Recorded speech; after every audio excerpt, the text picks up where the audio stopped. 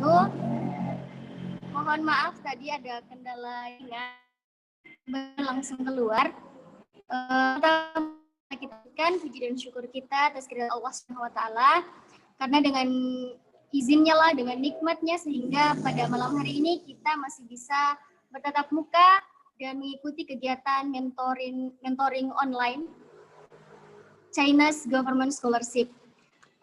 Tak lupa pula salawat bertangkaikan salam kita haturkan kepada junjungan kita Nabiullah, Nabi besar Nabi Muhammad SAW.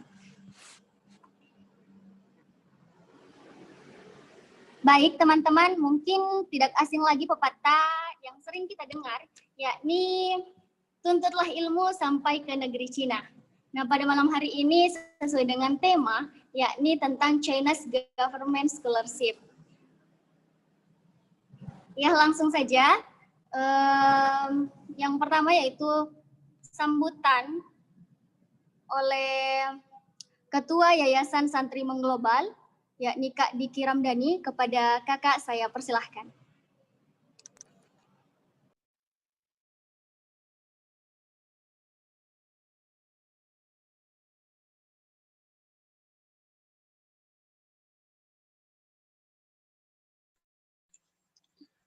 Assalamualaikum warahmatullahi wabarakatuh. Bismillahirrahmanirrahim. Alhamdulillahirabbil alamin. Adada khalqihi wa ridha nafsihi wa zinata arsyihi wa midada kalimatihi. Allahumma shalli wa sallim wa barik ala sayyidina Muhammadin wa ala alihi wa sahbihi ajmain, amma ba'du. Yang kami hormati kedua narasumber, Kak Said dan juga Kak Husna. Yang kami hormati juga teman-teman semuanya. Tak lupa kami ucapkan terima kasih kepada pembawa acara Kak Fevi dan semua yang hadir di acara ini. Semoga Allah berkahi semua. Baik teman-teman, di sini kami atas nama Santri Mengglobal ingin sekedar mengenalkan terlebih dahulu kepada teman-teman terkait apa itu Santri Mengglobal, kegiatannya apa aja, arah tujuannya apa. Oke. Baik teman-teman, Santri Mengglobal adalah salah satu yayasan yang bergerak di bidang pendidikan, agama, dan sosial. Nah, awal mula didirikan yaitu tanggal 1 Oktober 2018. Namun idenya sudah dicetuskan di Belanda sejak tahun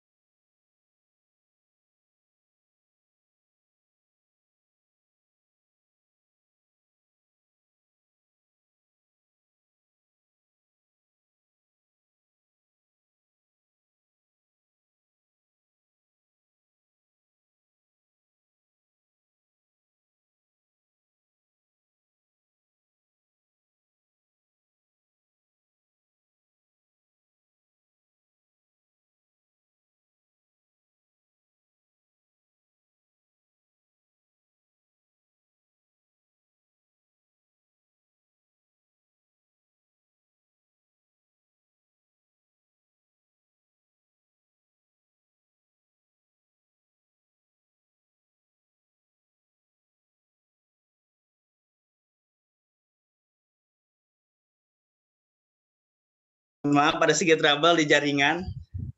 Oke teman-teman, sedikit saya perkenalkan kembali dan mohon maaf barusan ada sedikit trouble di jaringan. Nah, sampai saat ini sudah berjalan hampir 2 tahun. Santri Mengglobal sudah memiliki beberapa unit kegiatan dan juga beberapa lembaga, diantaranya adalah SM Tour and Travel, kemudian SM Learning Center, kemudian SM Store. Ya, yang tentunya ini juga diberdayakan untuk ekonomi, kemudian juga ada pendidikannya, dan kemudian juga SM Peduli juga ada untuk sosial. Nah, kemudian ini juga yang ada di sini salah satu dari tim kita, ya, terdiri dari Gus Romzi Ahmad, kemudian juga ada Mbak Mila dan ada Bapak Upan, ada Kak Dito juga. Ini salah satu para pengurusnya. Kemudian juga ada saya sendiri dan Aminur Hakim, Abid Khofif, dan rekan-rekan yang lainnya. Ini juga alhamdulillah teman-teman ini banyak bantu kami, banyak bantu yayasan dan platform ini. Nah, kemudian juga selain tim inti juga ada beberapa volunteer. Nah, nama ini juga terdiri dari beberapa orang dan alhamdulillah sudah berjalan sampai saat ini. Nah, kemudian dari segi mitra kerjasama dari kampus luar negeri kita sudah melakukan kerjasama dengan MSU Malaysia, kemudian University Malaya, kemudian juga IAUM, ya, kemudian juga atas pendidikan KBRI Malaysia, dan alhamdulillah juga kita sudah melakukan kerjasama dan kunjungan ke beberapa lembaga yang tadi disebutkan. Selain itu juga kita sudah punya program MOU juga dengan PPME Al-Ikhlas Amsterdam, kemudian Learning Center, kemudian kampus Istanbul, dan lain sebagainya. Insya Allah dalam jangka waktu ke depan akan ada pengiriman dai santri untuk PPME Amsterdam, PPME Amsterdam gitu ya.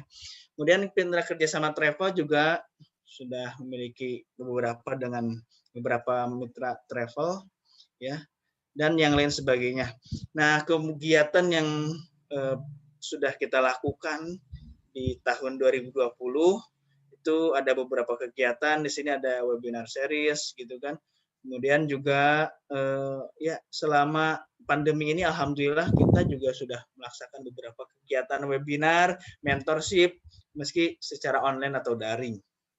Ya. Ini juga salah satu bagian dari pendidikan, ya, bagian dari lembaga pendidikan SM Learning Center mengadakan ya mentoring CGS ini ya. Oke. Berikutnya, nah kemudian juga sebelum pandemi ini kita juga alhamdulillah hampir 3 bulan atau 4 bulan sekali, ya setidaknya dalam setahun 2 kali kita juga adakan trip internasional. Ya sudah berjalan ke beberapa kampus di Malaysia, kemudian Singapura, dan juga beberapa negara yang lainnya, termasuk juga Thailand antaranya. Ini juga kami sudah berkunjung ke IAUM, kemudian juga ke ya berbagai lembaga yang lainnya yang ada di Malaysia, Singapura, dan juga Thailand. Nah, untuk di dalam negeri juga kita juga sudah melakukan kerjasama dengan beberapa pesantren. Nah, ini diantaranya ke pesantren Minatul Huda, pesantren As-Salam, Darussunnah, dan lain sebagainya. Dan sebagaimana tadi disebutkan bahwa dalam jangka dekat ini akan ada pengiriman dai dari santri mengglobal untuk mengabdi di PPME Amsterdam. Salah satu pesertanya itu Gus Hamdi dan juga Gus Hanif ya.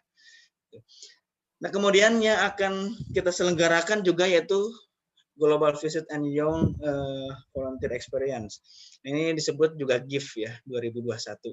Insya Allah dalam jangka waktu dekat, dan kita sekarang sedang buka pendaftaran. Oke, baik. Selanjutnya, nah ini beberapa kegiatan dalam pekan terakhir ini. Ada refleksi NU Muda dari 4 benua, ini sudah terlaksana satu minggu yang lalu. Kemudian juga malam minggu kemarin atau Sabtu malam kemarin juga kita sudah laksanakan kegiatan untuk batch 2 ya. Kemudian nah ini juga yang akan datang yaitu webinar series Ayo Melek Perencanaan Keuangan, mengatur keuangan pasca pandemi dan saat belajar di luar negeri. Ini juga salah satu program kita ya, yang tentunya juga santri jangan hanya fokus belajar tapi juga harus melek keuangan biar keuangannya pengeluarannya terencana. Ya, begitu teman-teman. Kemudian berikutnya ya, tidak lupa dari semua kegiatan ini tujuannya tentunya lillahi ta'ala, dan dari semua kegiatan dan program kami yang yang bermuara pada 3 kata itu AIM, edukasi, informasi, dan motivasi, itu adalah kita bermimpi agar nanti kelak ya di tahun 2045 1 abad kemerdekaan Indonesia akan banyak santri yang menduduki pos-pos penting yang juga ya tentunya dengan nilai-nilai adab dan sopan santun dan keikhlasan yang mengisi pos-pos penting di negeri ini, banyak yang mengabdi di negara ini. Yang pada intinya act locally dan think globally. Demikian teman-teman semuanya, dan sekali lagi kami haturkan terima kasih sebanyak-banyaknya kepada 2 pemateri kita malam hari ini, yaitu Kak Muhammad Sayyidatul Thohirin SPD dan juga Kak Nurul Husna, Kak Said dan juga Kak Husna. Ya, terima kasih teman-teman semuanya. Wallahul muwaffiq. Semoga kita selalu ada dalam lindungan Allah Subhanahu wa taala. Assalamualaikum warahmatullahi wabarakatuh. Waalaikumsalam warahmatullahi wabarakatuh. Terima kasih Kak Diki. Ya, selanjutnya yakni sambutan seputar gambaran umum studi di China oleh perwakilan dari CNE Education oleh Kak Michelle Kennedy atau Kak Mike. Kepada Kak Mike saya persilahkan. Oke, pertama-tama Assalamualaikum warahmatullahi wabarakatuh kepada teman-teman dari Santri Mengglobal, Kak Diki Ramdhani yang saya hormati, dan juga kedua pembicara pada acara hari ini, Kak Syahid dan Kak Husna. Tanpa untuk mempersingkat waktu, kami mulai saja. Nah, kami adalah dari CNY Education, merupakan sebuah agensi konsultasi untuk melanjutkan pendidikan di China. Berikut adalah Nisa Johan, di mana dia ini adalah salah satu santri yang sedang melanjutkan studinya di Beijing Language and Culture University untuk mengambil jurusan bagian sastra Mandarin. Sudah tahun pertama, dan untuk alasan-alasan kenapa dia di China bisa kepoin aja langsung di Instagram kami. Nah, next.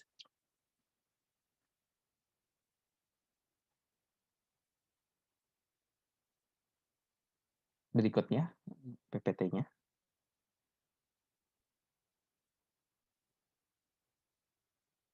Nah, untuk CNY Education sendiri, kita adalah lembaga resmi pendidikan. Kita sudah dari 2015, tapi untuk di Indonesia sendiri secara resmi dari 2017. Pendiri kita adalah Mr. Ding Chong, merupakan salah satu orang China, merupakan profesor, nanti profilnya akan kami jelaskan. Kita berkontribusi terhadap program penyelenggaraan pertukaran budaya, membantu teman-teman dan santri juga untuk melanjutkan studinya ke Cina, dan juga mewujudkan visi dan misi pendidikan. Berikutnya. Nah, untuk Mr. Ding Chong sendiri adalah merupakan Associate Professor di Hubei University of Chinese Medicine, Section Chief of International Office, dan juga sekarang menjabat sebagai Director of International Office di Said University, bagian kampus Roxy.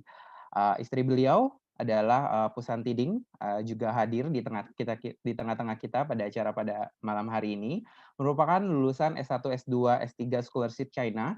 Yang pertama S1 mendapatkan Fujian Government Scholarship, yang kedua Confucius Institute Scholarship, dan S3 sekarang masih menjalani S3 yang merupakan mahasiswa hubungan internasional di Central China Normal University di Wuhan dengan mendapatkan China Government Scholarship. Beliau juga merupakan juru bicara sekaligus wakil bidang pendidikan Perhimpunan Indonesia Tionghoa, ketua panitia seleksi beasiswa China se-Indonesia dari 2018 hingga 2020, dan sampai di tahun ini masih aktif mengurusi berbagai beasiswa untuk ke China, bekerja sama dengan Kemensek dan juga Kejaksaan Agung. Gitu. Mungkin bisa berikutnya. Iya, beberapa prestasi kami itu dari 3 tahun terakhir dapat dilihat kami terus konsisten untuk menyalurkan dan juga memfasilitasi teman-teman sekalian untuk melanjutkan studi ke China.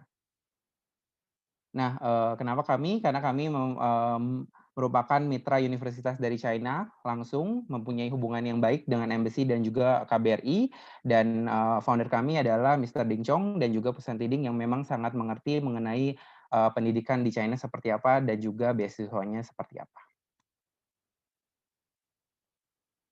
Nah, ini adalah foto Mr. Ding Chong dengan salah satu dengan salah satu dekan di Lanzhou Jiatong University. Ya, ini adalah testimoni dari teman-teman yang sudah berangkat ke China dan juga dari beberapa tokoh masyarakat. Ini merupakan salah satu murid CNY, alumni dari Bengkulu, Fatan, yang sedang melanjutkan di Lanzhou Jiatong University, jurusan Mechanical Engineering, sekarang sudah memasuki tahun ketiga.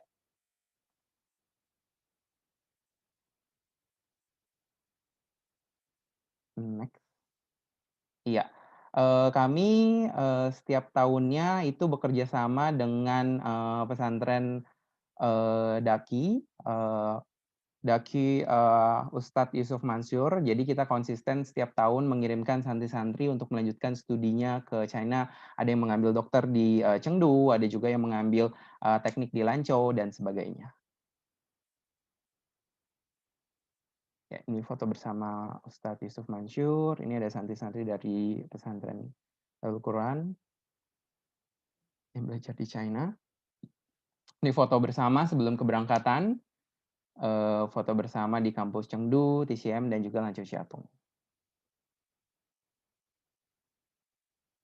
Iya, program yang sekarang terbuka yaitu kita masih menyediakan, masih ada kuota untuk beasiswa full 4 tahun di Lanzhou Xiatung University untuk jurusan bisnis dan juga teknik dengan membayar 1 tahun sekolah bahasa Mandarin di universitas tersebut karena menggunakan bahasa pengantar Mandarin gitu. Dan juga kita masih ada program untuk kedokteran internasional di program Chengdu. Mungkin itu saja untuk sekilas mengenai CNY. Mungkin Kak Santi ada di atau Bu Pusanti ada di sini. Mungkin ada beberapa hal yang mau ditambahkan. Ya, ada suaranya nggak? Ya, kedengaran Kak. Oke. Halo. Assalamualaikum warahmatullahi wabarakatuh. Itu sekilas, sorry, mungkin agak out of topic, cuman waktu saya ngelihat ada santri global ini, wah, saya senang sekali karena memang dari dulu penggiat pendidikan saya berharap banyak siswi atau santri-santri Muslim Indonesia yang sekolah ke China. Dan ketika melihat profil Said dan Husna, wow. Halo, Said, Husna. Jadi sedikit cerita, si Said ada sedikit aib nih sama saya. Waktu di 2017 dia daftar beasiswa inti waktu itu dari ICMI.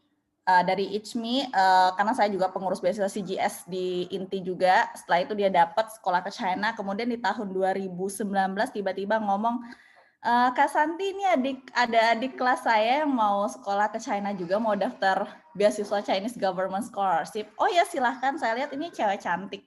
Oh cewek cantik, mungkin adik kelasnya juga nih kayaknya.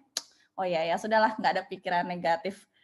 And then setelah dapat admission letter, dan kemudian 2 bulan kemudian setelah mau berangkat ke China, dia kasih undangan pernikahan ke saya.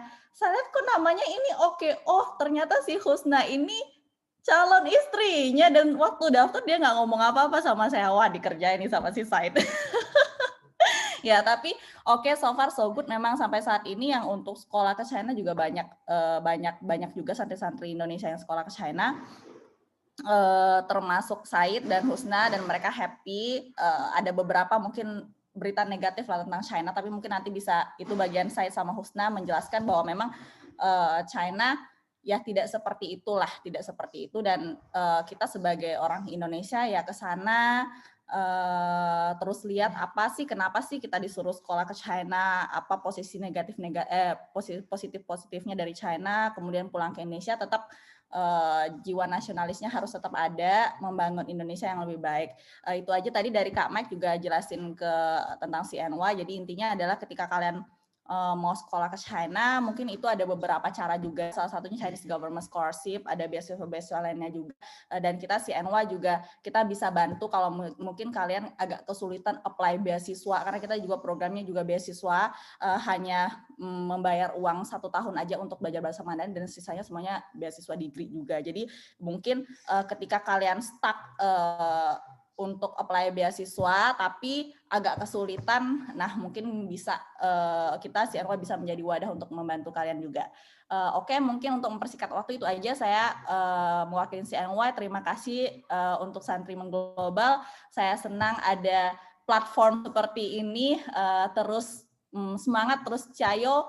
Semoga santri-santri Indonesia, anak-anak Indonesia menjadi bunga bertebaran di luar sana, mengglobal secara internasional, dan pulang ke Indonesia membawa nama baik Indonesia, dan Indonesia bisa lebih maju lagi. Itu saja, terima kasih panitia. Saya dan Husna cayo ya. Assalamualaikum warahmatullahi wabarakatuh. Waalaikumsalam warahmatullahi wabarakatuh. Terima kasih. Baik, makasih. Jadi itu tadi dari CNY Education, ada dari Kak Mike dan juga dari Kak Santi. Iya Kak Santi. Nah, langsung saja kita masuk kepada materi inti yang sangat kita tunggu-tunggu, yakni materi terkait CGS atau Chinese Government Scholarship.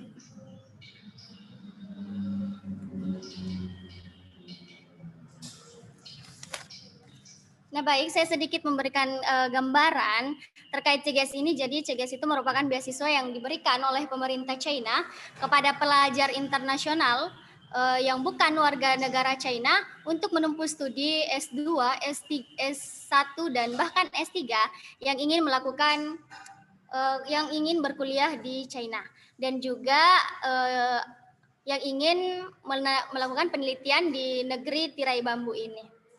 Nah, yang secara nanti spesifiknya akan dijelaskan oleh Kak Said dan Kak Husna. Nah, baik, langsung saja kita akan membacakan CV dari pemateri pertama, yakni dari Kak Said. Mungkin bisa dimunculkan CV-nya, Kak.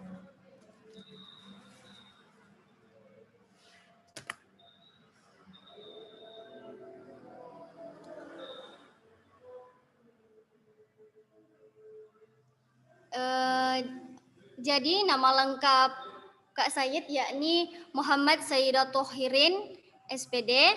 Beliau lahir di Blora 10 April 1992. Terus agama Islam, kewarganegaraan Indonesia. Status di sini belum terupdate. Status sebenarnya adalah menikah. Dan istri dari Kak Said adalah Kak Husna sendiri. Jadi pemateri kita malam hari ini yaitu pasutri, pasangan suami istri. Baik, aktivitas tambahannya yaitu Kak Said ini bertilawah, menghafalkan Al-Quran, menulis artikel atau opini, berwirausaha, menulis kaligrafi, tenis meja, rebana, dan melukis. Terus pengalaman kerja Kak Said, mungkin saya tidak bacakan secara keseluruhan untuk mengefisienkan waktu. Di tahun 2013 sampai dengan 2016 menjadi guru tilawah dan bahasa Inggris di MLB yaitu Madrasah Ibtidaiyah Luar Biasa Budi Asi Sempangan Semarang. Nah, untuk tahun 2015 sampai 2016 menjadi pembimbing tahfidz di Ponpes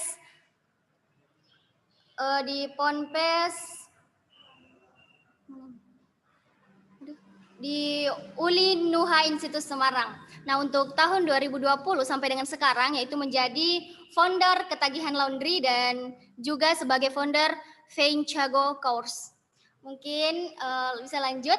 Nah, untuk prestasi Kak Said juga segudang mulai dari bidang Al-Quran, bidang bahasa sampai dengan yang umum. Nah, di bidang Al-Quran mungkin juga saya tidak bacakan semuanya, bisa dilihat di layar teman-teman. Nah, pada tahun 2013, Kak Said ini juara 1 tilawah Dekan Kapse UIN Wali Songo Semarang. Terus pada tahun 2015, juara tahfiz 5 juz plus tilawah MTQ Umum Tingkat Kota Salatiga. Dan juga di tahun 2015, juara 1 tahfidz 1 juz plus tilawah Gebiar Seni Qur'ani se-Jawa Tengah di IAIN Salatiga. Nah, di bidang bahasa juga begitu banyak, mulai dari juara 2 pidato bahasa Inggris antar mahasiswa UIN Wali Songo Semarang atau Masika Ichmi, dan juga juara 1 debat bahasa Inggris Dekan Kapse FITK Wali Songo Semarang.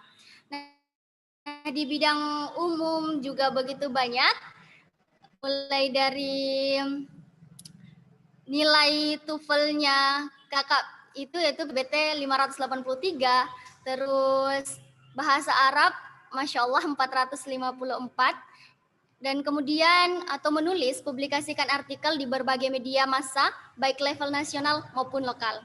Di tahun 2015 juga Kak Said menulis teraktif kategori mahasiswa PTAI se-Indonesia oleh Kementerian Agama. Lanjutkan. Nah, itu tadi CV dari Kak Said.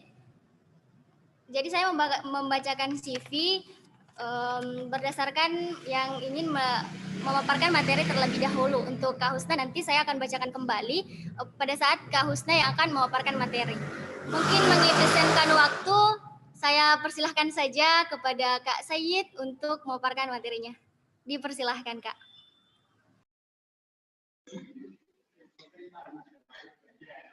Halo, Assalamualaikum. Waalaikumsalam.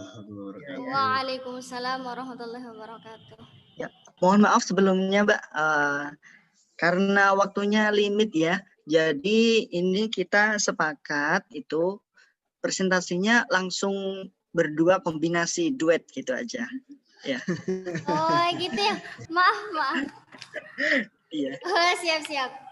Ya, untuk efisiensi waktu gitu. Oh, siap. Baik, bisa ditampilkan Kak CV-nya Kak Husna.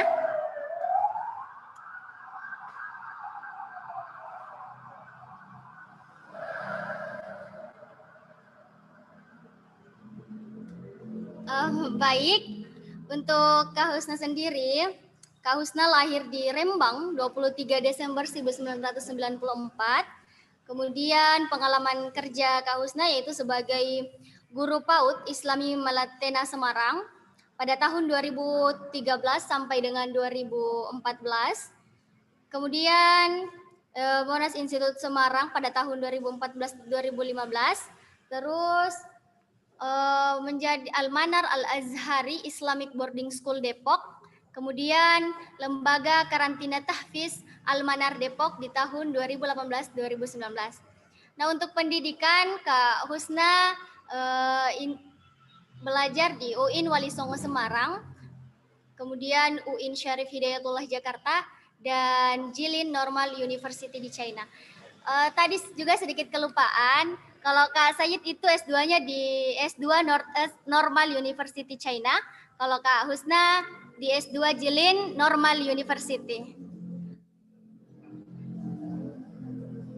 Baik, langsung saja saya persilahkan kepada pemateri. Baik, terima kasih. Sebelumnya mau nyapa dulu sama Kak Santi. Iya. Selamat malam Kak Santi. Mama Santi. Ya, lama nggak ketemu ya sama Mbak Santi, terus di Inti juga ya. Alhamdulillah pada forum kali ini kita dipertemukan.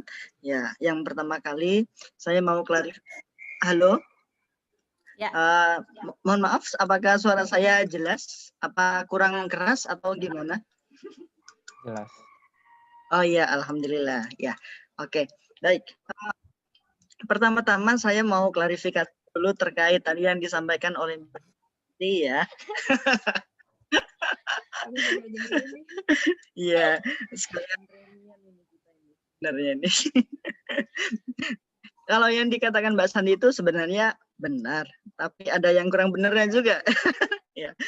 Ketika saya mau mengusulkan ya nama Nurul Husna ya, saudari Nurul Husna untuk mendaftar itu memang statusnya waktu itu awal tahun ya, jadi memang belum ada rencana gitu ya. Tapi ternyata ketika akhir-akhir itu kita ada kesepakatan ya, jadi saya memberanikan diri ya, ternyata di approve ya, alhamdulillah ternyata berjodoh begitu. Dan kebetulan status yang saya sampaikan ke Mbak Santi dari awal waktu saya menyodorkan nama sampai mau berangkat ke Cina ternyata sudah beda status. Dan alhamdulillah ternyata lancar semuanya ya, berkat salah satu bantuannya lewat Mbak Santi juga ya, kelancaran kesuksesan studi saya selama ini sama saudari Nurul Husna begitu. Ya, saya kuliahnya S2 di Northeast Normal University ya, atau kata Mbak Santi Tongpe Chevantas begitu. Kalau saudari Nurul Husna itu di mana? Saya di Jilin Normal University. Oh iya. Kata bahasanya Mbak Santi ya. Jilin Chevantas. Oke. Oke, kita akan langsung saja.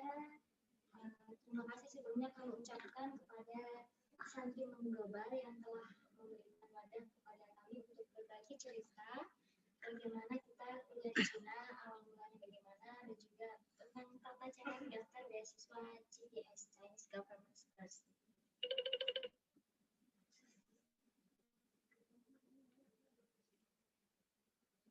Jadi sebenarnya kalau beasiswa ini ada berbagai macam sumber atau jalur yang nanti akan kami jelaskan berdua. Paling utama adalah ini beasiswa tentunya kuliah di Tiongkok atau Cina. Okay. Sebelumnya kita mau tanya nih para audien di sini ya, Mbak-mbak, Mas-mas, Bapak-bapak atau Ibu-ibu barangkali ya, di sini ada yang mau mendaftar tahun ini nggak? Kira-kira mungkin biar kita lebih komunikatif lagi, voice-nya bisa diaktifkan, nggak apa-apa sih ya. Kita sambil ngobrol-ngobrol nggak apa-apa, santai gitu.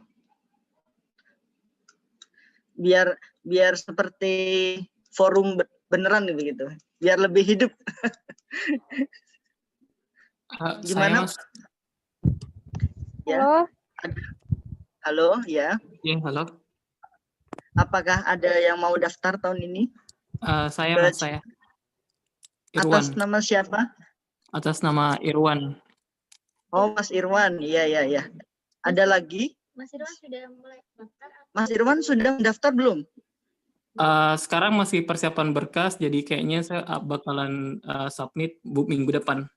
Saya juga rencana daftarnya di Northeast Normal University. Oh, mantap sekali. Jadi penerus saya nanti. Iya, dan jurusannya juga sama. Saya mau pilih comparative education. Oh, begitu ya. Kenapa nggak yang lainnya aja? Ya, nggak apa-apa. Bagus. Oke, terus selain Mas Irwan, ada lagi nggak? Oke, karena mungkin belum ada, nanti siapa tahu setelah kita menyampaikan nanti akan banyak yang tertarik untuk mendaftar gitu ya. Ya, Jadi kita akan langsung menjelaskan bagaimana tata caranya untuk mendaftar beasiswa Tiongkok dan sebenarnya apa saja sih pembagian beasiswa Tiongkok. Iya.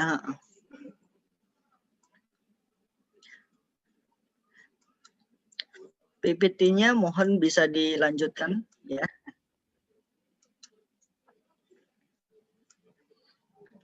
Akan menjelaskan tentang ada jenis antar sumber dari beasiswa Tiongkok, terus kemudian tata cara apply-nya, apa persiapan yang harus di dokumen yang dipersiapkan, kemudian bagaimana cara mendapatkan pre-admission letter, terus bagaimana nanti ketika sudah keterima, terus apa yang harus kita lakukan selanjutnya, kita akan membahas. Mohon PPT-nya di next. PPT-nya bisa dilanjutkan.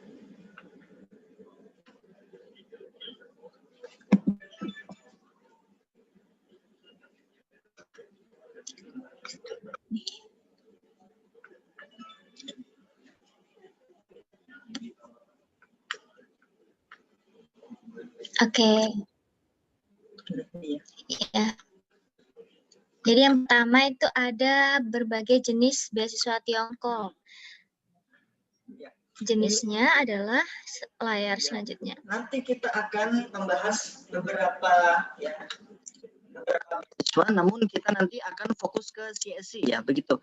Jadi ada jenis beasiswa ke Cina itu ada dari pemerintah pusat ya, atau dikenal dengan CSC. Ada juga dari beasiswa provinsi, ada juga dari kota, ada juga dari universitas, dari perusahaan juga ada, dari organisasi juga ada ya. Namun pada kesempatan kali ini kami akan menyampaikan lebih detail lagi tentang beasiswa pemerintah pusat ya. Dikenal dengan CSC ya. Iya, CSC itu apa? Singkatannya dari apa itu CSC itu? Ya. China Scholarship Council atau CGS ya, biasanya ada juga yang nyebut CGS kayak gitu ya, CGS Chinese Government Scholarship misalnya kayak gitu ya. Lanjut.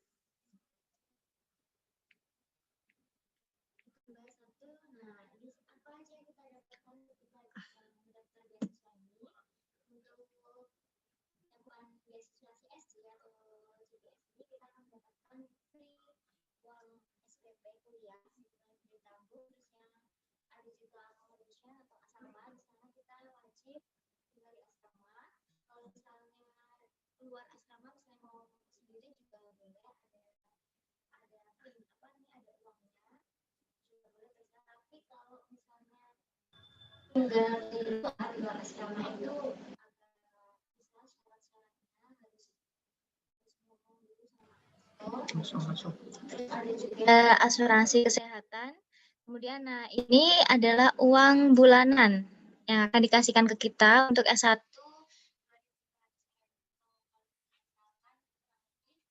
5 juta, kalau S2 nanti kita dapat 6 juta itu per bulan ya, per bulan. Terus kemudian S3 dapat 7 juta per bulan. Terus kemudian kalau misalnya jalur MOVCO itu ada tiket pesawat pulang pergi satu kali, hanya untuk satu kali itu digratiskan. Terus ada juga program tur di beberapa tempat dari masing-masing kampus, yaitu tergantung kampusnya, kebijakan kampus, bagaimana, apakah tur setahun sekali, 2 kali, atau kapan 1 semester sekali, itu terserah kampusnya. Next.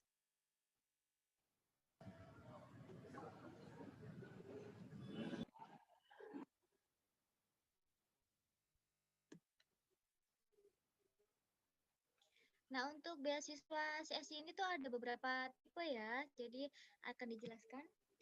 Ada tipe A, tipe B, dan tipe C. Yang pertama untuk tipe A ya, kategori A, untuk beasiswa full atau sebagian atau disebut biasanya parsial ya. Untuk S1, S2 sama S3 ya, itu untuk melalui Kemenristek-Dikti sama Kedubes ya. Nah, tahun ini Ristek-Dikti sebenarnya kebetulan kayaknya tidak ada ya. Namun ada jalur Dubes ya di Embassy China di Jakarta. Ya, itu biasanya prosedurnya kita kirim berkas ke Kedubes China di Jakarta ya. Namun tahun ini diminta online ya, begitu dari info yang saya dapat. Terus untuk kategori A ya, ini juga jalur AUN. AUN ini ASEAN University Network.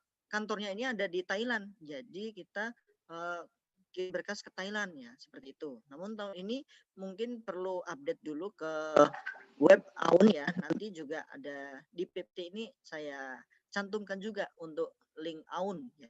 Nah, untuk AUN ini itu hanya tersedia untuk S2 dan S3 seperti itu. Ya, jadi yang S2 dan S3 jalurnya lebih banyak ya. Selain ada Kedubes, ada juga AUN ya. Lalu untuk tipe B itu melalui jalur kampus. Jadi kita daftar langsung ke kampus begitu, ke kampus di China begitu. Kita mengontak di sana.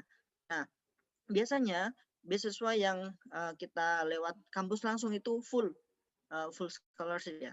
Kalau yang parsial itu yang dubes itu kadang ada mungkin. Lalu untuk di jalur universitas itu juga untuk S2 dan S3 ya. S1 tidak ada begitu. Jadi S1 ini hanya bisa ke dubes begitu ya. Lalu ada juga jalur Silk Road Scholarship atau Belt and Road Scholarship ya.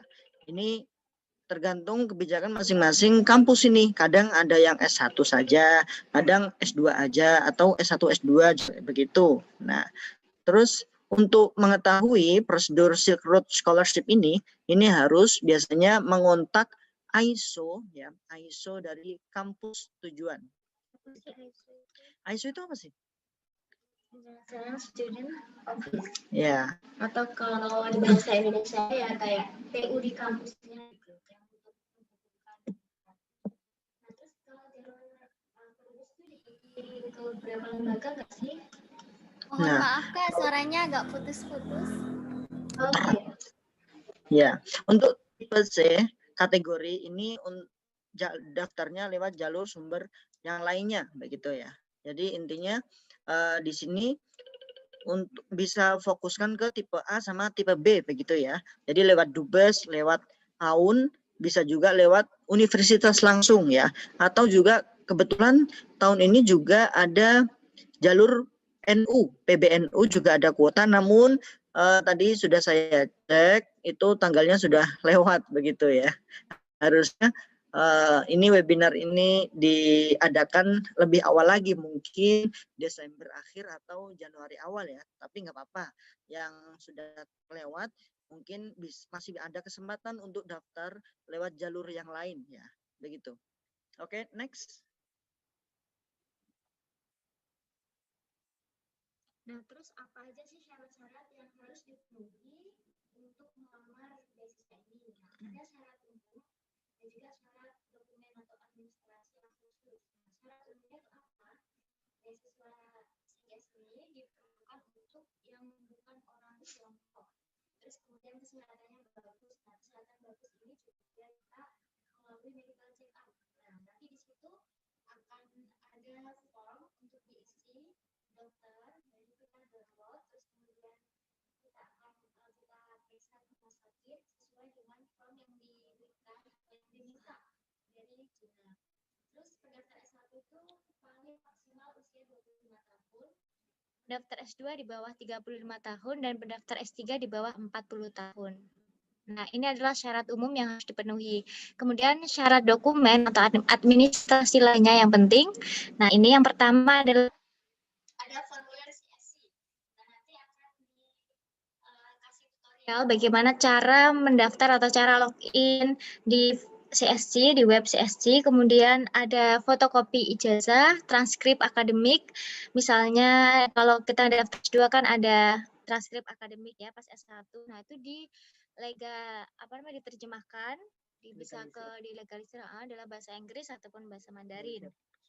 Kemudian ada rencana studi atau proposal. Nah, biasanya kalau S1 itu ada untuk plan ke depan bisa diisi tentang background, personality, kemudian pilih jurusan, kenapa harus jurusan itu.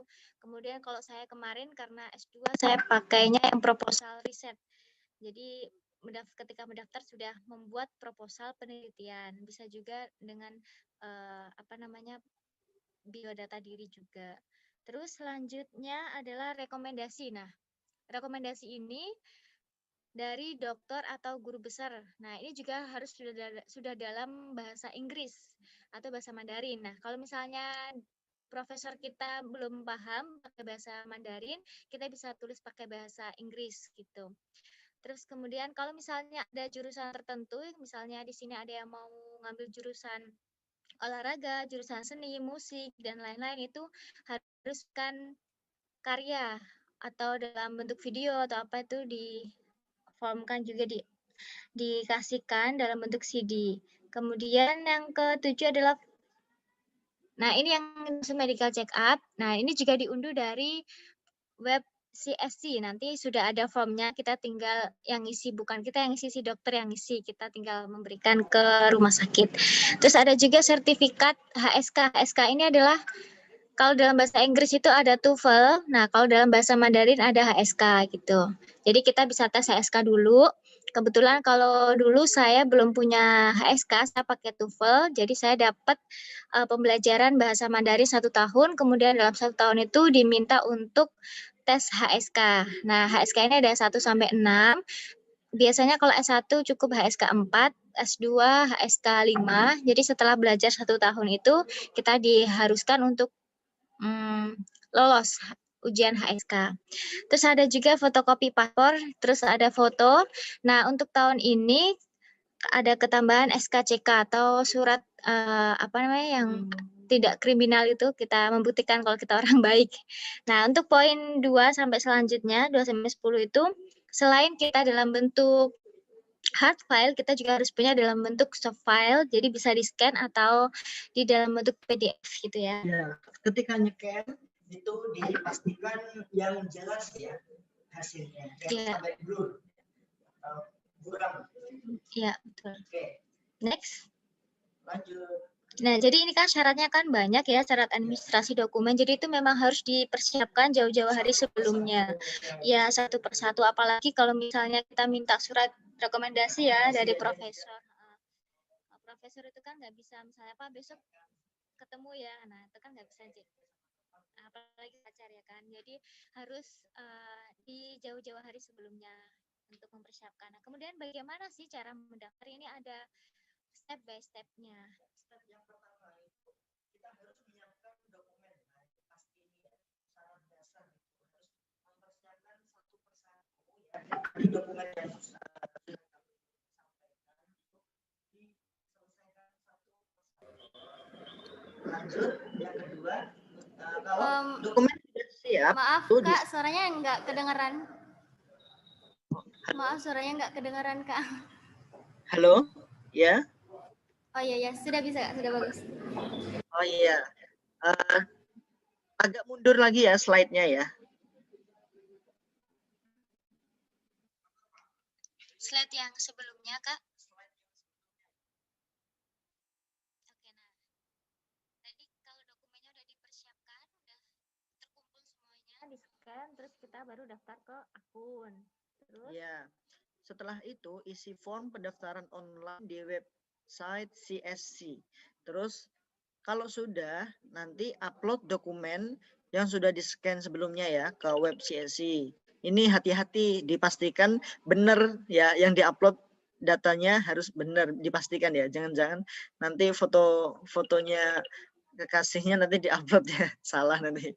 Terus yang keenam itu kalau kita sudah selesai mengupload semua dokumen, nah selanjutnya di-submit atau generate ya. Terus yang ketujuh, setelah disubmit, download ya, dicetak aplikasinya dari website CSC. Nah, itu nanti dicetak itu dapat berupa soft file PDF ya, itu nanti disimpan, terus bisa juga di print ya, ketika kita diminta kumpulkan berkasnya hard file, nah itu nanti tinggal di print begitu ya. Setelah selesai semua, nah kirim semua dokumen termasuk form application yang tadi diurus ya di website CSC yang nomor 7 ya tadi ke Embassi atau Ristek Dikti atau PBNU atau universitas di Tiongkok atau AUN atau lembaga penyelenggara lainnya ya, dikirimnya dokumen dikirim ke penyelenggara dari beasiswa ya. Ini dari penyelenggaranya sebenarnya dari CSC ya, cuma ini lewat jalur yang mana. Nah, kalau jalur yang Embassi berarti kita kirimnya ke Embassi ya. Masing-masing itu biasanya punya deadline waktu sendiri-sendiri begitu ya. Selain deadline waktu juga per masing-masing lembaga ini memiliki jatah kuota, kira-kira harus next year harus minimal berapa orang kuotanya gitu. Betul, masing-masing punya kuota sendiri-sendiri begitu. Jadi kayak waktu dulu saya tuh sebenarnya rencana sudah daftar di Ristek Dikti, tapi karena pengumumannya lama saya nggak lolos, akhirnya saya daftar lewat Kak Santi dan ternyata lolos juga alhamdulillah, dan kemudian baru dapat pengumuman dari Ristek Dikti bahwa saya lolos. Akhirnya saya konsultasi sama Kak Santi yang tadi dari CNYU Education. Terus kata Kak Santi ya sudah pilih di inti saja, akhirnya yang Ristek Dikti saya lepas. Jadi memang ada mengundurkan diri, jadi ada beberapa lembaga per tahun. Kalau sekarang Ristek Dikti nggak ada ya? Tahun ini kayaknya nggak ada. Nah, jadi tiap tahun tuh harus update kira-kira CSC ini ngasih ke lembaga mana saja sih dan berapa kuotanya gitu. Waktu dulu pas saya daftar itu Ristek Dikti ada 30 kuotanya. Sedangkan IMSI itu ada 50-an. Beda kuota, tapi persyaratannya sama, dokumennya juga sama karena yang dituju adalah sama ya, yang CSC itu. Nah, kemudian bagaimana sih cara mengisi pendaftaran online lewat web CSC? Next, selanjutnya.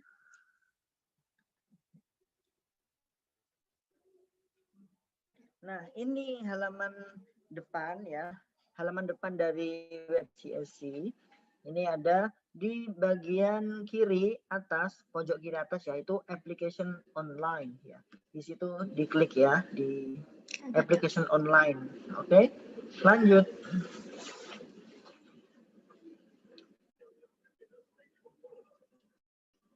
Kalau application online itu nanti dipilih, itu nanti akan muncul tabel ya, halaman untuk membuat akun ya, membuat account. Next ya, slide-nya. Oke.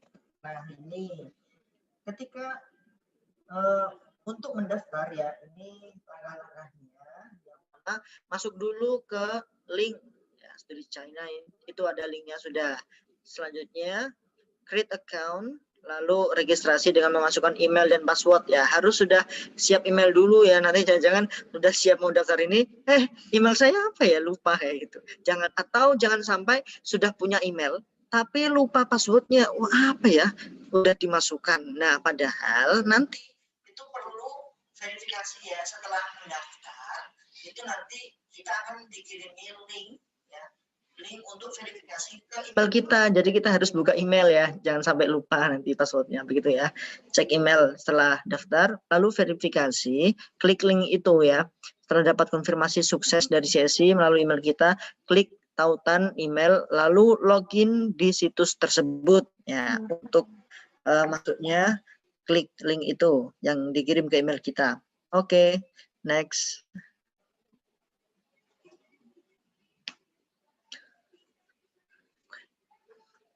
Selanjutnya, langkah kedua yaitu baca instruksi di website ya. Jadi ada panduannya ketika di website itu. Setiap poin tolong bisa diperhatikan dengan seksama ya, detail, teliti ya, biar tidak ada kesalahan sedikit pun, biar lancar ya, begitu. Sayang kalau misalkan dokumennya sudah lengkap, ternyata di proses penginputan data itu ada yang salah sedikit dan itu menjadikan kegagalan kita. Nah, sayang kan? Jadi sudah bersusah payah mengumpulkan berkasnya lama, lumayan juga menguras tenaga tuh ya, pikiran ya, uang ya. Buat proposalnya juga udah lama-lama, aduh ternyata ada kesalahan teknis. Nah, kan sayang banget. Nah, selanjutnya itu isi application online termasuk nomor agensi dari jalur yang kita pilih dan tipe kategori beasiswa yang kita apply. Nah, jadi tadi sudah saya sampaikan itu jalur yang kita pilih itu kan beda-beda. Nah, masing-masing jalur itu punya nomor agensi beda-beda juga. Nah, kalau Embassy China yang di Jakarta itu nomor agensinya 3602 ya. Kalau list agensi number yang kampus masing-masing ya itu mereka punya sendiri-sendiri juga ya. Bisa dicek di link tersebut atau bisa juga coba di searching di Google, lalu bisa dikonfirmasikan atau ditanyakan ke ISO univ terkait begitu. Kalau misalnya ragu ya, jangan sampai asal yakin aja begitu ya. Nah, untuk yang tipe C itu bisa ditanyakan ke organisasi terkait ya. Tipe C ini jarang sekali ini adanya. Lalu yang perlu diperhatikan, nomor agensi adalah, yang belum tahu ya, nomor agensi itu apa sih ya? Yaitu kode unik yang diberikan secara khusus oleh CSI ke jalur-jalur tersebut. Ya, jadi singkatnya nomor agensi itu semacam kode pos. Ya, kode pos di masing-masing rumah orang itu kan beda-beda begitu ya, punya alamat masing-masing begitu. Kalau nomor agensi salah ya, berarti kita kalau kirim pos kode pos salah, kemungkinan bisa salah alamat sampainya gitu ya. Tanpa memasukkan nomor agensi di aplikasi tersebut, maka tidak bisa diproses lebih lanjut ya, karena salah alamat begitu. CSI tidak menerima pendaftar secara individual ya, semua harus melewati jalur atau universitas tujuan. Jadi CSI menerima berkas itu bukan dari kita langsung, kita kirim ke panitia CSI bukan, tapi kita kasihkan berkas-berkas kita ke lembaga atau organisasi yang kita pilih begitu. Ada Embassy, PBNU, Ristek Dikti kalau ada ya, kalau pas ada begitu. AUN atau universitas. Oke. Selanjut.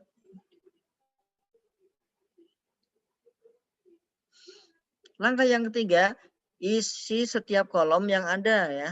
Nah, ini di sebelah kanan ada contohnya ya, itu kalau terlalu kecil ya, nanti PPT bisa di-share panitia ke semua teman-teman di sini, nanti itu bisa di zoom ya, bisa dibesarkan. Itu apa sih ya nama-namanya kayak gitu. Nah, personal information yaitu data diri ya, ini sebenarnya tentang data diri ini harus diisi pelan-pelan ya, tidak perlu buru-buru, pelan-pelan pasti, teliti begitu ya.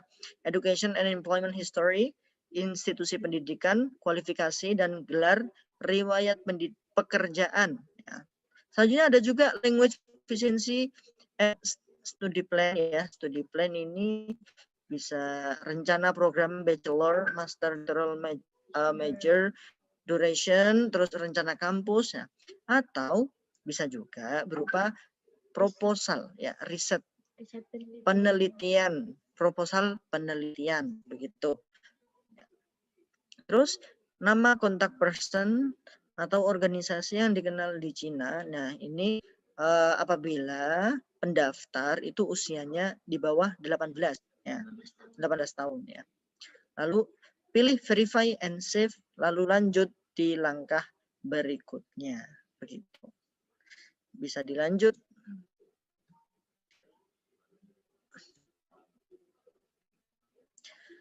Ya. Langkah keempat ada supporting document ya. Unggah setiap berkas yang diminta pada aplikasi form dalam format JPG dengan maksimal ukuran 2 MB.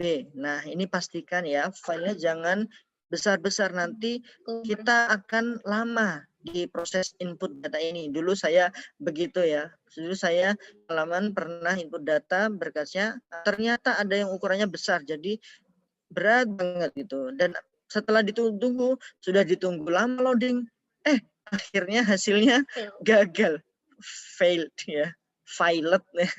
Jadinya ngulang lagi, ternyata gagal lagi ya. Akhirnya saya kompres dulu ya, saya dikompres dulu biar kecil ukurannya. Oke, lalu cek semua daftar isian yang ada sebelum disubmit dengan pilih menu view di masing-masing kolom. Nah, ini untuk memastikan ya, make sure sebelum data kita submit ya benar-benar benar-benar semua ya, benar semua, nggak ada yang salah, nggak ada yang juga ya, bukan soal saja. Dan kita akan tersimpan secara otomatis. Jika sudah submit, selanjutnya dicetak rangkap 2, lengkapi semua persyaratan yang diminta oleh dokumen tersebut. Nah, lalu cek application status. Nah, application kita itu statusnya ada 4, submitted ya, in progress, accepted, atau withdraw. Nah, begitu. Nah, ini untuk memantau kondisi atau perkembangan dari ini lamaran kita ya, aplikasi kita. Apakah diterima apa enggak ya peluangnya. Nah, bisa kita lihat. Biasanya kalau in progress, nah itu kita beruntung gitu ya. Oke. Itu untuk sebelah kanannya tampilannya ya tadi itu. Selanjutnya untuk pengiriman berkas. Nah, oke. Nah, pengiriman berkas ini yang tadi berkas-berkas dokumen setelah kita punya CSC, punya daftar CSC, terus kemudian kita download aplikasi kita, nah terus bisa di print, terus kemudian kita buat copy. Nah, ini kalau misalnya mau daftar di Kedubes bisa dikirim ke alamat itu sudah tersedia di Jalan Gabungan, bisa dikirim ke lewat pos atau langsung ke Kedubes langsung bisa. Disesuaikan aturannya, disesuaikan aturannya setiap tahun update. Jadi setiap tahun harus update ya, jangan disamakan ya. Jangan misalkan melihat kakak senior, loh dulu kakak senior saya misalkan ada, itu dia lolos kok, dia itu kirim berkas lewat pos ya. Jadi setiap tahun kan kondisinya beda ya, jadi kita harus update info gitu ya. Nah ya, deadline-nya. Kemarin PBNU ternyata sudah penutupan sama-sama beasiswa CSC, tapi beberapa lembaga itu memang berbeda waktunya. Ya, ada yang lebih awal. Next.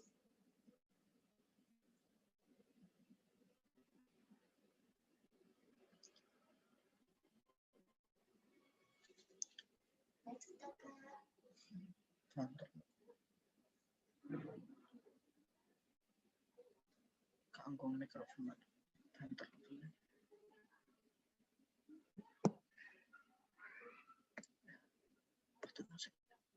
Oke, terus kemudian setelah kita diterima, kita harus ngapain sih gitu? Apakah langsung berangkat gitu ke Cina atau apa yang harus dipersiapkan untuk berangkat ke Cina?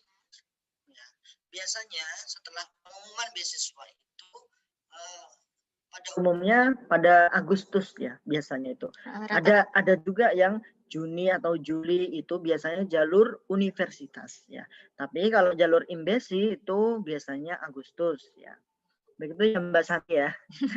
Di situs resmi jalur tujuan yang dipilih dan pemberitahuan lewat email. Nah, kalau kita lolos biasanya kita dapat email begitu ya.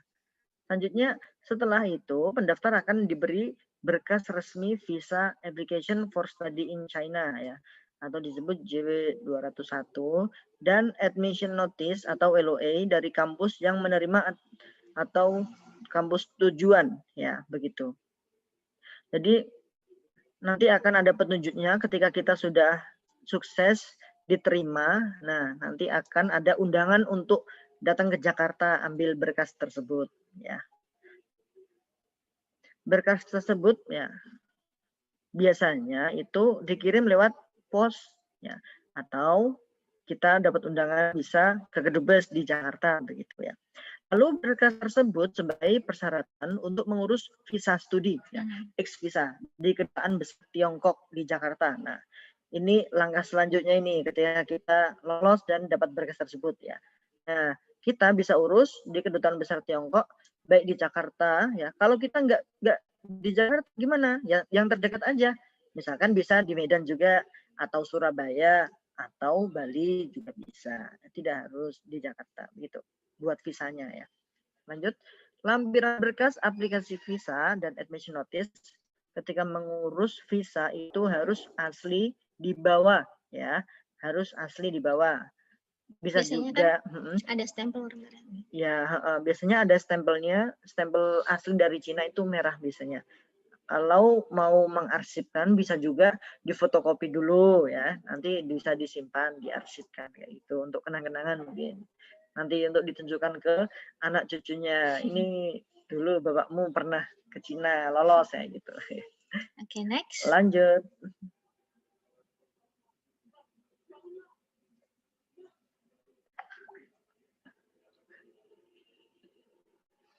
Nah, selanjutnya ini cara atau tips memilih kampus atau jurusan. Nah, yang masih bingung ya mau kampus di mana sih, terus jurusannya apa gitu. Tapi kalau misalnya sudah mantep di jurusan, nah sekarang tinggal pilih kampusnya kan. Cina itu kan luas banget ya, luas banget. Nah terus harus pilih kampus yang kayak gimana, di mana. Nah, iya, ini juga sangat penting sekali nih karena ini menentukan nasib kita selama di Cina ya. Setidaknya 2 sampai 5 tahun tergantung jenjangnya yang dipilih begitu ya. Ya, karena nanti ada kaitannya dengan iklim ya kan, kondisi lingkungannya gitu ya. Apakah di kota atau di pelosok? Iya betul. Pelosok udah perbatasan sekalian. Perbatasan Korea. Nasibnya nanti aksesnya kesulitan juga. Nah, ini penting ya, juga diperhatikan juga ini. Tips memilih kampus atau jurusan ini ya. Tidak hanya soal akreditasi aja, tapi ada faktor-faktor lain karena di negara lain ya, bukan negara kakak kita sendiri, begitu ya. Nah, apa saja sih tipsnya itu? Nah, sebelumnya kita harus tahu ya kalau di Cina itu yang bisa menerima CSC itu setidaknya ada 279 kampus. Nah, caranya bagaimana sih kita itu untuk mencari target kampus dan jurusan yang tepat ya, tepat sesuai kondisi dan kemauan kita ya. Ini bisa juga ada beberapa cara dari pengalaman kami dan juga senior-senior atau teman-teman yang lain ya, ini kita kumpulkan. Nah, ada berapa sih? Ini setidaknya 9. Yang pertama apa? Yang pertama itu kita misalnya mau milih kampus yang rankingnya oke, kayak kalau misalnya di sini ya di Indonesia kayak ada UI, UGM gitu. Nah, di sana juga ada range peringkatnya di Tiongkok gitu juga ada. Terus misalnya ketika kita sudah memilih, oh aku mau di universitas nomor 1 nih. Nah, maka kita harus menyesuaikan juga dengan kemampuan kita. Maksudnya kemampuan persyaratan di sana itu apakah mungkin level HSK-nya harus sudah tinggi atau berapa. Biasanya kan ada syarat-syaratnya tertentu. Nah, itu juga harus menyesuaikan kemampuan diri kita. Ya, istilahnya kita juga harus mengaca ya. Sadar diri gitu. Apakah kita layak? Ya, misalkan kita mau mendaftar di universitas yang nomor 1 di Cina, misalkan di Peking atau Tsinghua University. Melihat kemampuan diri, kita ukur juga dari persaingan juga. Nah, kita lihat peluang kita. Jangan sampai kita terlalu tinggi pengennya, tapi kita kurang melihat situasi dari persaingan maupun mengukur kekuatan atau kemampuan diri. Nah, pada akhirnya nanti sudah kita upayakan terbaik, tapi ternyata memang makom atau level kita itu masih belum tinggi, tapi kita memaksakan meninggikan ya. Jadi akhirnya bisa jadi jeglek gitu ya. Kalau jeglek nanti malah akhirnya kita gagal total ya. Mending kita turunkan saja rankingnya ya, gitu ya. Biar lebih berpeluang lagi kita lolosnya begitu ya. Setidaknya kalau kita tadi awalnya milih pengen di ranking pertama, turun deh 5 gitu ya, atau 8 gitu ya. Setidaknya peluang masih ada gitu lah ya. Bukan berarti kita mengedownkan ya, tapi memang untuk jaga-jaga karena lihat peluang juga. Gitu kan. Melihat juga ini pendaftarannya setahun sekali, bukan tiap bulan begitu ya. Terus kemudian ada musimnya, jadi di sana kan totalnya 4 musim ya. Jadi memang ada musim dingin, gugur, musim semi dan juga musim panas. Nah, musim dingin pun juga derajatnya Celciusnya itu kan berbeda-beda. Kalau di daerah saya tuh sampai minus 30 pernah. Iya, nah jadi kalau milih kampus juga kita harus mempersiapkan diri. Kira kita hidup di derajat ketika musim dingin itu di bawah minus 20 sampai 30 kuat nggak ya? Gitu. Jangan sampai nanti kita sudah milih, aduh ternyata nggak kuat, saya nggak jadi berangkat ke sana deh. Padahal sudah lolos. Nah, itu nanti bisa merusak. Sudah lolos tapi kok nggak berangkat. Nah, itu nanti merusak reputasi negara juga itu. Itu dari mana sih ya kayak gitu. Nanti jadi ketika kita mau daftar, kita sudah pastikan sejak awal begitu ya. Jadi nanti kalau kita sudah lolos ternyata mundur, nah itu merusak reputasi. Kalau merusak reputasi, impact-nya, implikasinya nanti bisa jadi kuota di Indonesia dikurangin gitu. Kasihan nanti yang kedepannya itu nanti semakin ketat lagi kayak gitu. Padahal setiap tahun itu banyak ya teman-teman kita yang pengen ke sana, tapi kuotanya sangat terbatas kayak gitu ya. Oke, next. Yang keempat itu kembali dulu belum selesai slide-nya. Maksudnya pembahasan next di slide yang sama ya. Oke. Ya, terus kemudian juga dipilih kampus yang memang mudah dihubungi, artinya dipastikan kira-kira itu gampang lewat email atau lewat telepon atau apa. Terus kemudian yang mudah aksesnya ini juga akses transportasi, akses segala macamnya itu diperhatikan. Apakah yang tadi di awal kita bilang di perkotaan ataukah di tengah-tengah atau di pelosok itu dicek juga. Kemudian kalau kita yang sebagai orang muslim tentunya kita akan memilih mempertimbangkan. Iya, penting paling ya. Apalagi yang itu belum terbiasa masak. Nah, ini sangat penting sekali nih ya. Kantin halal. Nah, ini pasti akan menjadi base camp yang sangat penting ini.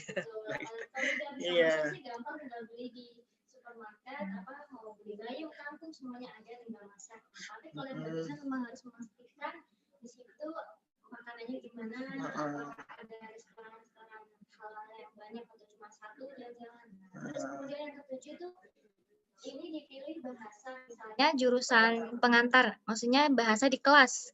Nah, di kelas itu kalau di kampus itu ada dua, ada yang bahasa Inggris, ada yang bahasa Mandarin. Kebetulan saya ini pengantarnya bahasa Inggris, kalau saya pengantarnya bahasa Mandarin. Nah, itu ini dipastikan ini kalau pengen yang Inggris harus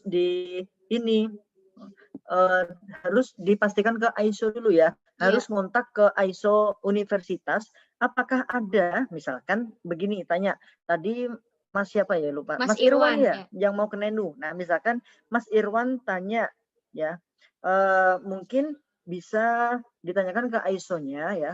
Oh, ini sudah selesai ya waktunya. Oke, sebentar lagi. Oke, ini akan tanya ke ISO begini. Apakah jurusan Comparative Education di NENU tahun ini begitu ya? Apakah tersedia kelas internasional dengan pengantar Inggris? Nah, begitu ya. Bisa dipastikan dulu, jangan langsung daftar aja. Nanti jangan-jangan di situ hanya ada kelas Mandarin, dibutuhkan H6. Waduh, ya pusing nanti. Iya, Oke. karena untuk bahasa ini juga sesuai dengan tingkat kemampuan. Memang ada untuk 1 tahun bahasa, cuman kan iya kalau misalnya lolos, ya kan. Kalau misalnya nggak lolos di ujian Mandarin atau HSK kan, ya kita kemungkinan bisa dipulangkan ya. Jadi nggak bisa lanjut kuliah gitu, Iya, langsung di. Lanjut. Terus kemudian langsung Dicek juga mahasiswa internasional apakah banyak atau enggak begitu. Iya. Terus durasi studi cocok dengan pelamar atau tidak ya begitu. Ya, karena durasinya kan macam-macam ya. Ada yang S2 cuma 2 tahun, Ada ada yang yang 3 S2 3 tahun gitu. gitu. Jadi Dicek juga. dicek. Oke, next. Oke, lanjut. Cara memperoleh pre-admission letter. Nah, ini sangat singkat sekali sebenarnya, yaitu mencari kontak International Student Office atau ISO yang tadi saya bilang ke universitas tujuan, lalu langsung kontak aja ISO-nya. Lalu ikuti petunjuk ISO kalau sudah dibalas. Karena untuk mendapat pre-admission letter ini ya, itu diminta kirim semua scan dokumen ke mereka lewat email ya, atau kadang diminta menghubungi profesor dulu begitu. Beda univ, beda regulasi ya, dipastikan dulu. Lalu tunggu prosesnya 2 hari sampai 2 minggu tergantung respon mereka ya, kesibukan mereka.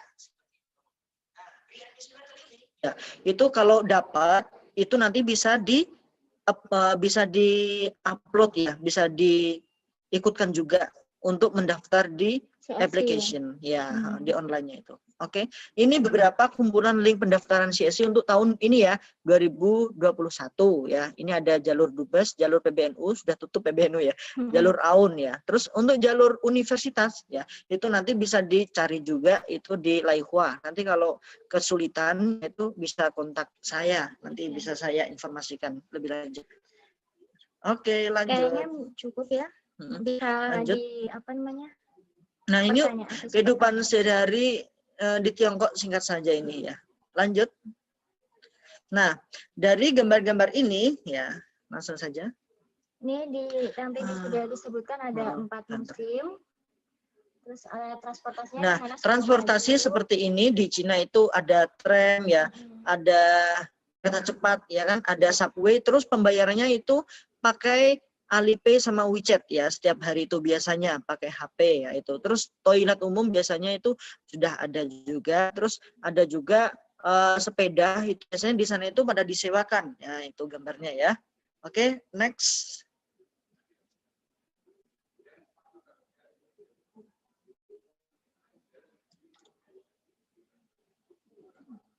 Loadingnya agak lama nih kayaknya ya, sinyalnya ini. Langsung aja di pertanyaan. Sinyalnya. Biar nanti apa kita sambil pertanyaan juga sambil menunjukkan slide. Ya.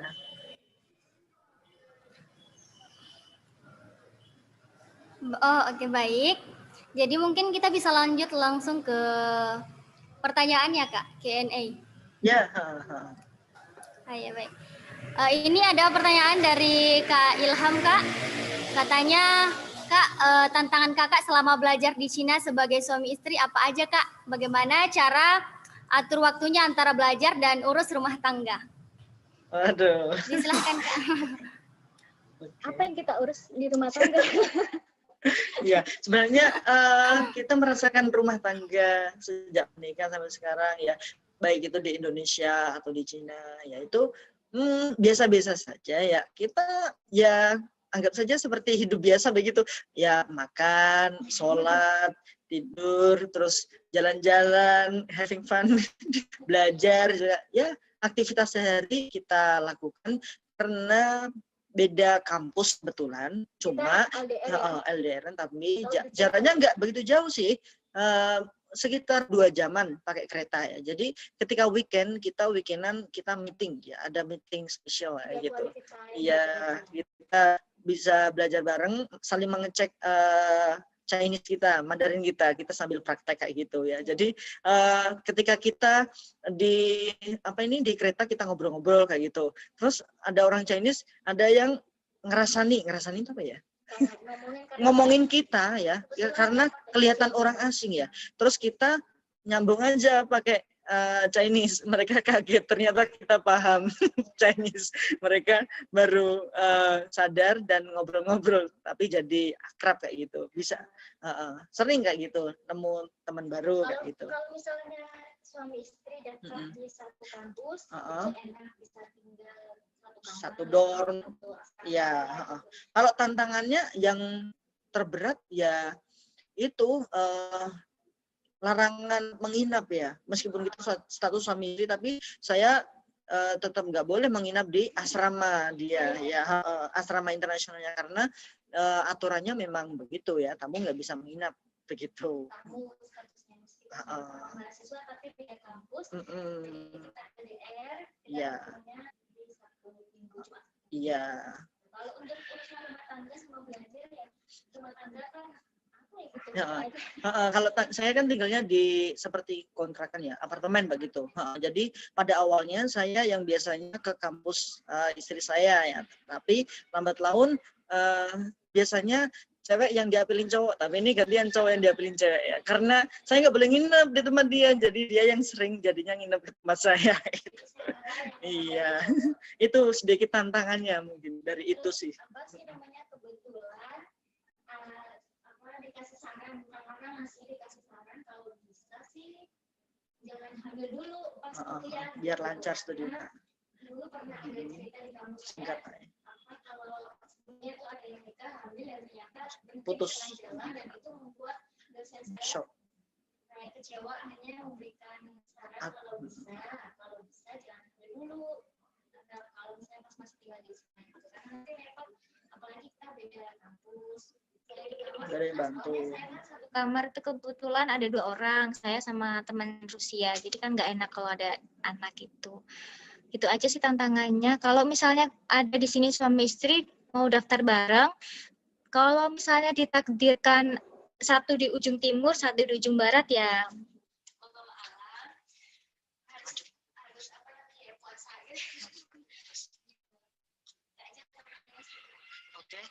Ini ada pertanyaan di chattingan, ini perlu dijawab satu-satu enggak?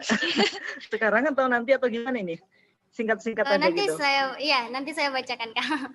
Oh, ya boleh. Siap. Di filter aja. Iya. Nah, itu tadi jawaban dari Kak Said dan Kak Husna. Mungkin Kak Ilham dengar terkait tantangan selama belajar di China sebagai suami istri. Terus ada pertanyaan lagi nih, Kak. Dari Kak April Lucy Triningsih. Kak, mau tanya lagi, untuk FK kira-kira beasiswa seperti apa yang bisa di-apply? Terima kasih. Ya, FK Fakultas Kedokteran ya berarti ya. Untuk Fakultas Kedokteran ini biasanya ini karena jalur untuk S1 ya, jenjangnya ini ya. Ini tidak disebutkan ya jenjangnya. Ya, kalau S1 berarti bisa daftar lewat Embassy China di Jakarta, begitu ya. Kalau untuk spesialis ya, ini mungkin nanti bisa dicari.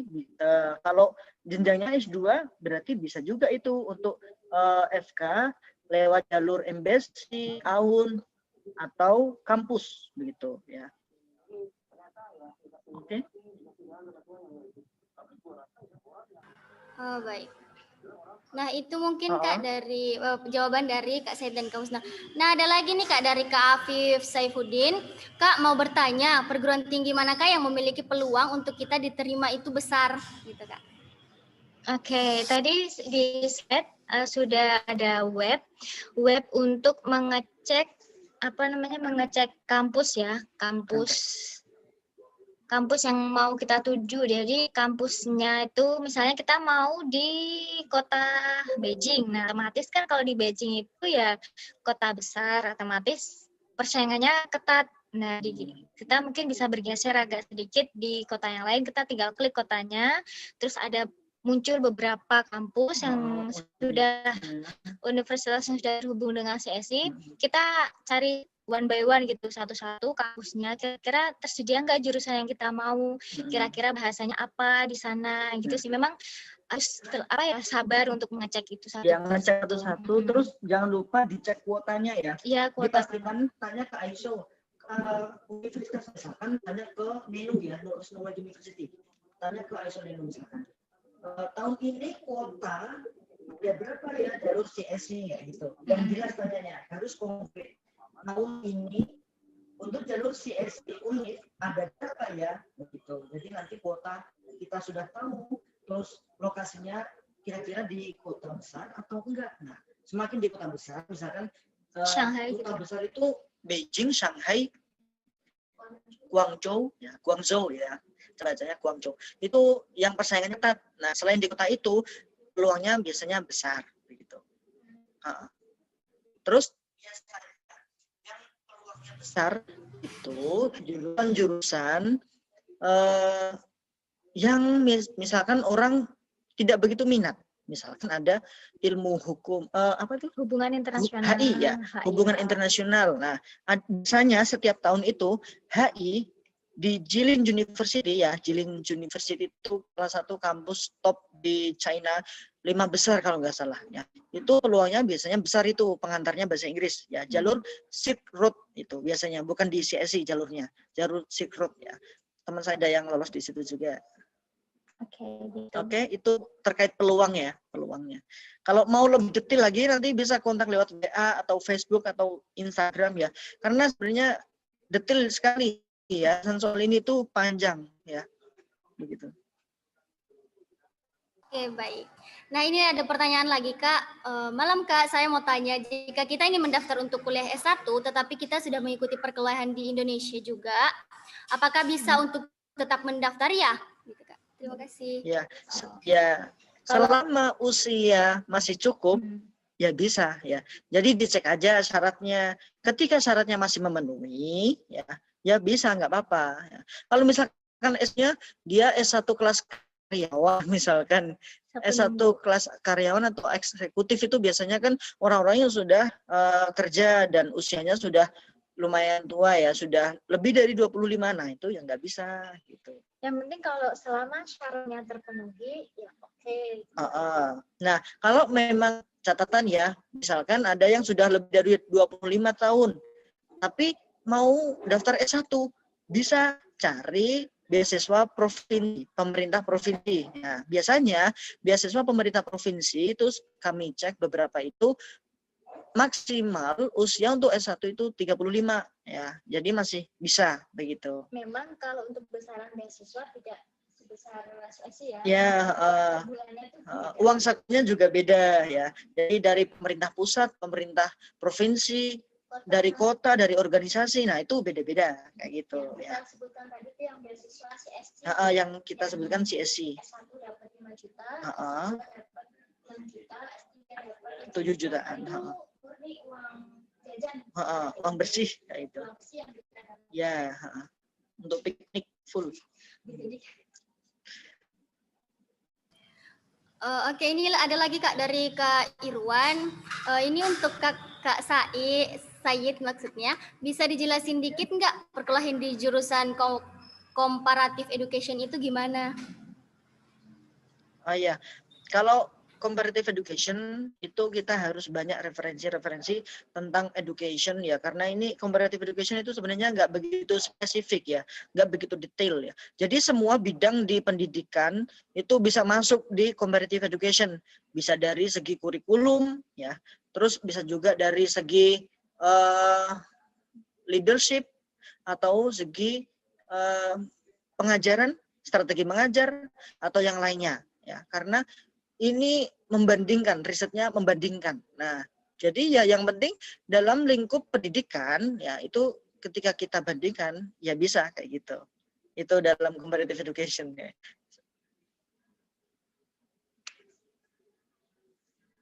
Oke, next. Oke, baik.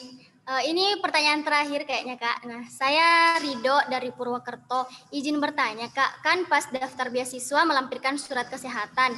Nah, surat tersebut bisa berlaku berapa lama ya?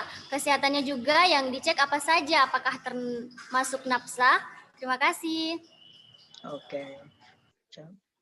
Oke, terima kasih 6 bulan. pertanyaannya. Untuk jangka waktu surat kesehatan itu maksimal 6 bulan sejak dikeluarkan surat itu atau sejak kita periksa. Terus apa saja sih yang kita periksa itemnya? Jadi banyak sekali. Jadi formnya itu, form surat kesehatan itu sudah ada di web CSC. Jadi kita kesehatannya bukan dari Rumah Sakit Indonesia, tapi dari web CSC. Nah, kita download. Nah, pas download itu kita kan ngeprint. Nah, suratnya itu dikasihkan ke dokter. Dokter nanti akan tahu apa saja yang akan diperiksa. Nah, kalau misalnya belum tahu dokternya misalnya nggak paham, karena itu kan berbahasa Inggris sama Mandarin ya. Ada yang mungkin dokter belum pernah pengalaman ngecek ini karena banyak, ya dikasih tahu, dikasih lihat. Pertama misalnya ada tinggi badan, darah, terus yang lengkap sih kayak tes narkoba juga, urin, kemudian tes dalamnya tuh ronsen juga. Nah, itu karena biayanya juga lumayan agak mahal gitu. Jadi kalau bisa ya cari yang RSUD, SUD gitu. Kalau bisa Agak murah. itu RSUD aja harganya terjangkau, 500-an, 500 sampai 800. Itu termasuk murah meriah itu. Kalau di di yang swasta ya, di rumah sakit yang swasta, itu biasanya 1 juta lebih, bahkan 2 jutaan. Iya. Begitu. Karena memang yang dites itu lengkap ya, lengkap, dari luar dan dalam. Iya. Karena nggak tahu itu mintanya memang harus benar-benar sehat di sana, sehat walafiat. Kami sarankan di RSUD sudah bisa. Bisa. Begitu. Kalau misalkan misalnya begini, saya orang Blora, terus tinggalnya tidak di Blora, gimana ya? Ya nggak apa. Nah, waktu itu saya di Blora, terus saat itu saya dapat pengumuman pas saya sedang perjalanan ke Jakarta motoran. Waktu itu saya sampai Tegal kalau nggak salah. Terus saya putuskan langsung cek kesehatan di Cirebon, di rumah sakit Cirebon saat itu. Iya. Dan bisa ditunggu. Tapi itu rumah sakit swasta sih, ya 800-an. Ya. Bisa juga, nggak apa-apa. Ya. Di rumah sakit manapun bisa begitu. Oke, alatnya baik. Nah, ya lanjut.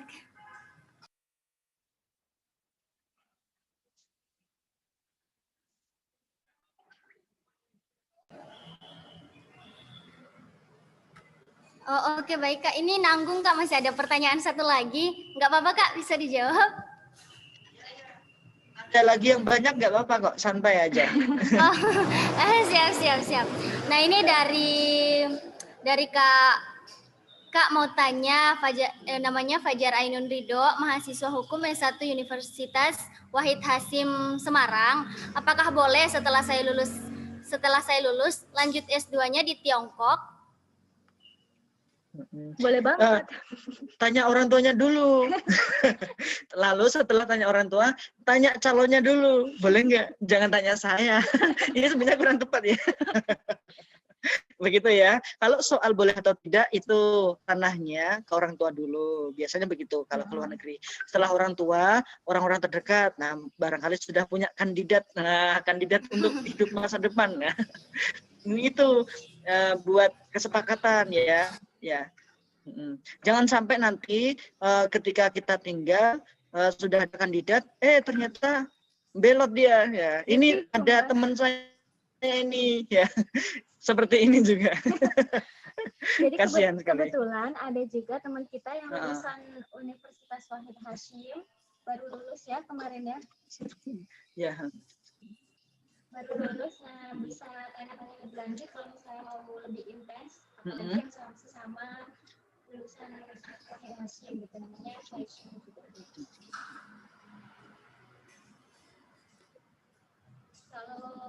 Kalau misalkan dari universitas, maksudnya begini ya, Mas Ainun Ridho ini, misalkan dari Universitas Wahid Hasim dari jurusan agama begitu ya, misalkan dari jurusan agama ke Tiongkok begitu, bisa nggak kayak itu ya, paling ya.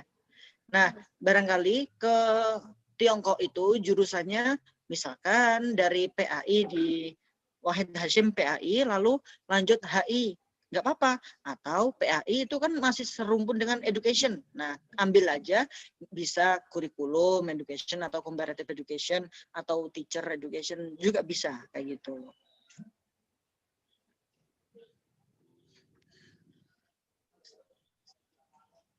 Ya, prodi lain. Nah, oh iya ini dari hukum ya. Maaf kelewat tadi jurusannya dari hukum. Nah, kalau dari pengalaman yang masa-masa dulu itu ada yang bisa begitu ya.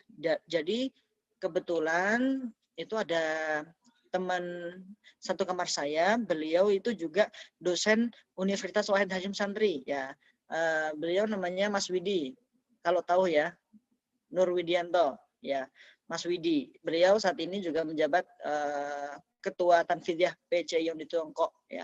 Beliau istrinya itu dari Universitas Wahid Hasyim Semarang, itu kalau tidak salah PAI S1-nya, lalu S2-nya HI ya di Jilin University, bisa begitu ya. Jadi kalau memang lagi hoki ya dan kita mampu ya sudah beruntung berarti bisa masuk kayak gitu, dan buktinya sudah ada gitu, tinggal kita mau apa enggak gitu.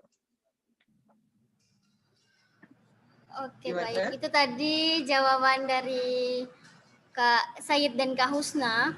Mungkin Kayak kalau misalnya di Cina itu kan kita apa namanya untuk masalah agama itu kan di private ya, privasi. Jadi kalau misalnya jurusan buat proposalnya, terus kita mau buat riset proposal penelitian gitu ya, hindari kalau bisa hindari yang religi dengan religi atau sana nggak paham gitu, karena di sana memang dosanya nggak paham, saya nggak paham gitu.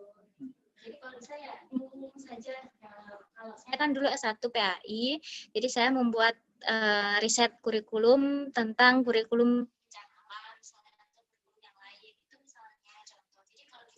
hindari yang berbau-bau agama ketika kita membuat riset. Ya, misalkan kalau saya contoh lagi ya untuk menambah referensi, saya dulu di Wali Songo ya S1-nya ambil Education Department ya. Jadi jurusan bahasa Inggris, lalu saya buat proposalnya yaitu tentang ini disability. Jadi anak yang cacat begitu, tentang education mereka itu bagaimana begitu. Yang umum begitu, sekiranya kita buat proposal itu, dosen di Cina itu mereka terjangkau, mereka menguasai topik tersebut, kayak gitu. Nanti mereka suka kayak gitu ya. Iya. Lanjut, ini ada pertanyaan lagi nih ya, Kak moderator nih. Oh ya, terakhir deh yang ini Kak. Kak, ada rekomendasi kampus buat jurusan penerjemahan Mandarin, English atau Mandarin Indo nggak Kak? Dari Kak Latifah Fahrun nih. Ya. Beijing ya, jurusan bahasa ya. Lembaga bahasa itu ya di Beijing. Jadi kalau untuk beasiswa bahasa itu ada namanya Confucius, beasiswa Confucius. Nah, tapi kalau beasiswa Confucius itu biasanya kalau mendaftar harus punya sertifikat HSK dulu, kayak gitu ya. Itu kalau tanya yang bagus begitu ya. Kampus yang bagus kita harus punya modal yang bagus juga. HSK-nya harus lumayan juga, HSK 4 kalau nggak salah, kalau nggak HSK 3 itu syaratnya. Terus setiap tahun juga harus lolos HSK yang lebih tinggi levelnya begitu. Dan biasanya kuliah untuk terjemah ini beasiswa Confucius itu 2 tahun ya. S2 2 tahun begitu. Oke, baik. Mungkin Kak bisa langsung sekalian dengan closing statement Kak. Setelah itu kita foto bersama. Oke, siap.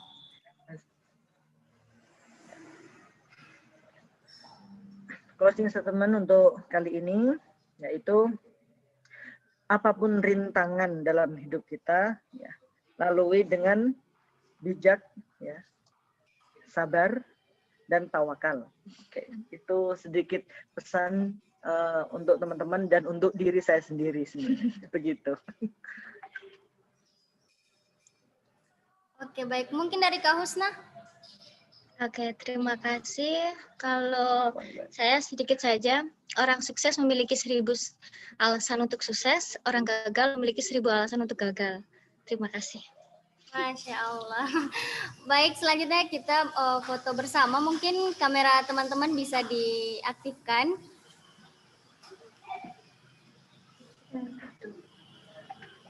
Dan sedikit pindah. Siapa nih Kak yang mau cekrek? Aku ya, teman-teman silahkan buka kamera.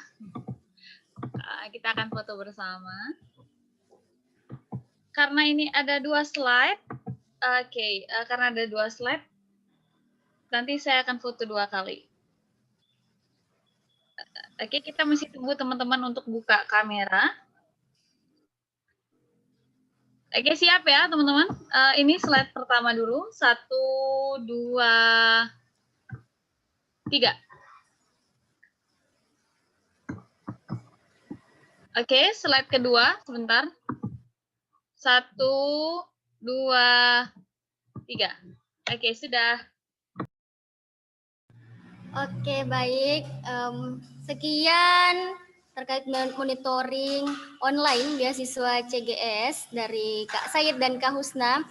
Materi yang sangat luar biasa terkait secara detail tadi dijelaskan bagaimana cara mendaftar beasiswa Chinese Government Scholarship ini. Nah, dari saya mengucapkan mohon maaf dan terima kasih apabila ada salah kata ataupun yang kata-kata yang kurang berkenan di hati. Kurang dan lebihnya saya mohon maaf. Wallahul musta'an. Assalamualaikum warahmatullahi wabarakatuh. Jadi teman-teman jangan lupa juga